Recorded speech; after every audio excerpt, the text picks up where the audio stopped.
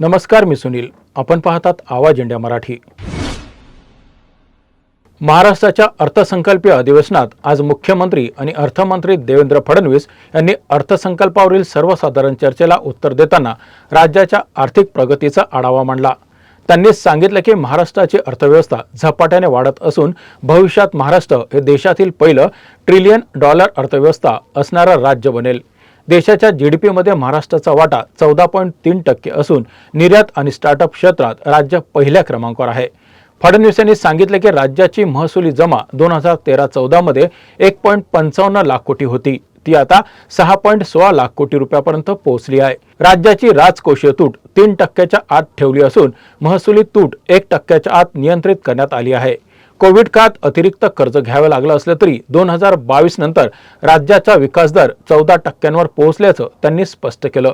केंद्र आणि राज्य सरकारच्या विविध योजनांमधून सुमारे 30 लाख घरांना मंजुरी देण्यात आली असून त्यांना पहिला हप्ता देण्यात आला आहे. ही घरे रूफटॉप सोलर सुविधेसह असणार असल्याचे त्यांनी सांगितलं. सिंचन आणि पाणी व्यवस्थापनाबाबत बोलताना त्यांनी सांगितलं की नदी जोड प्रकल्पामुळे राज्याची सिंचन क्षमता 70% वाढली आहे. राज्यातील 3123 लघु सिंचन प्रकल्पापैकी सुमारे 3000 प्रकल्प सुरू झाले आहेत. उल्हास खोऱ्यातील पाणी वळवून मराठवाड्याला 72 TMC पाणी देण्याचं नियोजन आहे. तसेच गारगाई प्रकल्पाला मंजुरी देण्यात आली असून पुढील 30 ते 40 वर्ष मुंबई महानगर प्रदेशात पाण्याची टंचाई भासणार नाही असा विश्वास त्यांनी व्यक्त केला. अधिवेशन काळात राज्यातील नागरिक आपल्या तक्रारी आणि समस्या घेऊन मुंबईतील मंत्रालय आणि विधान भवन परिसरात येतात. अशा आशेने की प्रशासनाकडून त्यांना मार्गदर्शन मिळेल. मात्र काही वेळा निराशा झाल्यावर नागरिक आक्रमक पद्धतीने आपला संताप व्यक्त करतात. आज विधान भवन परिसरातील उषा मेहता चौकात दादोसो बाबन कळसाईत या व्यक्तीने अंगावर केरोसिन ओतून आत्मदहनाचा प्रयत्न केला. पोलिसांचा तात्काळ हस्तक्षेपामुळे मोठा अनर्थ टळला. संबंधित व्यक्तीला पुढील चौकशीसाठी मरीन ड्राईव्ह पोलीस ठाण्यात आणण्यात आलं. प्राथमिक तपासात समोर आला आहे की गावातील नगरपंचायतीने लोहार समाजाच्या जागेवर अनधिकृत उभारलेला भगवान विश्वकर्मा यांचा पुतळा हटवल्यामुळे तो नाराज होता. या प्रकरणी भारतीय न्याय संहिता कलम 226 अंतर्गत अदखलपात्र गुन्हा नोंदवला जात आहे. आखाती देशातील युद्धजन्य परिस्थितीमुळे भारतात गॅस पुरवठ्यावर परिणाम झाला असून पुण्यात 10,000पेक्षा जास्त लग्न सोहळे पुढे ढकलण्यात आले आहेत. केंद्रीय मंत्री मुरलीधर मोहोळ यांनी सांगितलं की घरगुती गॅस कुठेही कमी पडणार नाही. सरकारने त्यासाठी पूर्ण काळजी घेतली आहे. व्यावसायिक गॅस पुरवठा थांबवला आहे आणि घरगुती गॅस ग्राहकांना प्राधान्य दिलं जात आहे. नाशिकच्या येवल्यात गॅस वितरण सुरू असून OTP प्रणालीमुळे ग्राहकांना वेळेवर गॅस मिळत आहे. विमान तिकीट दरवाढीबाबत सरकार उपाययोजना करत असून कुठेही वाढ झाली असेल तर ती सुधारली जाईल. काँग्रेसच्या आंदोलनावर मोहोळ यांनी प्रतिक्रिया देत सांगितलं की देश सुरक्षित आहे आणि युद्धामुळे निर्माण झालेली परिस्थिती भारतात तितकी गंभीर नाही. महाराष्ट्रातील अनेक भागात LPG गॅस सिलेंडरसाठी नागरिकांना मोठ्या अडचणींचा सामना करावा लागत आहे. अनेक ठिकाणी सिलेंडरसाठी लांबच लांब रांगा लागल्या असून एक सिलेंडर घेतल्यानंतर 25 दिवसापर्यंत दुसरं बुकिंग होत नसल्याची तक्रार ग्राहकांकडून केली जात आहे. ऑनलाईन बुकिंग करताना देखील अनेकांना क्रमांक उपलब्ध नसल्याचा मेसेज येत आहे.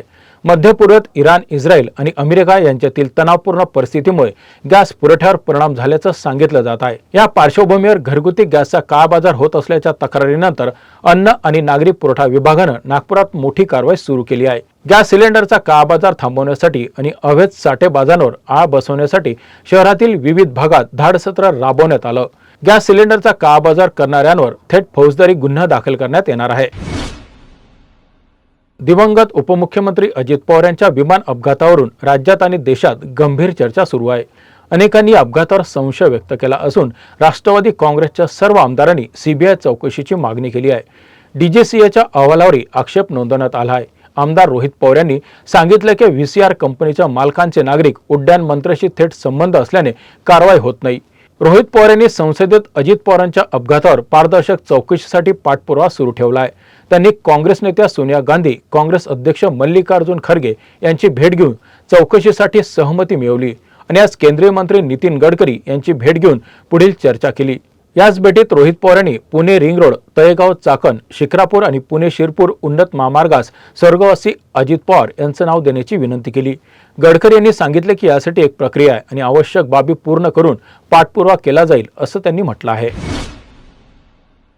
महाड पंचायत समितीच्या सभापती आणि उपसभापती पदासाठीची निवडणूक माजी जिल्हा परिषद सदस्य सुषमाताई गोगावले यांच्या मार्गदर्शनाखाली पार पडली। या निवडणुकीत शिवसेना शिंदे गट यांचा भगवा महाड पंचायत समितीवर फडकला आहे। सभापती पदासाठी प्रेरणा जितेंद्र सावंत आणि उपसभापतीसाठी सुरेश महाडिक यांची बिनविरोध निवड करण्यात आली। या निकालामुळे पंचायत समितीत शिवसेना कार्यकर्त्यांमध्ये आनंदाचं वातावरण निर्माण झालं आहे। तर आज छत्रपती शिवाजी महाराज आणि भारतीय राज्यघटनेचे शिल्पकार महामानव डॉक्टर बाबासाहेब आंबेडकर यांच्या पदस्पर्शाने पावन झालेली हा ऐतिहासिक भूमीमध्ये खरं तर महाड पंचायत समितीची आज सभापती आणि उपसभापतीची निवड बिनविरोध झालं।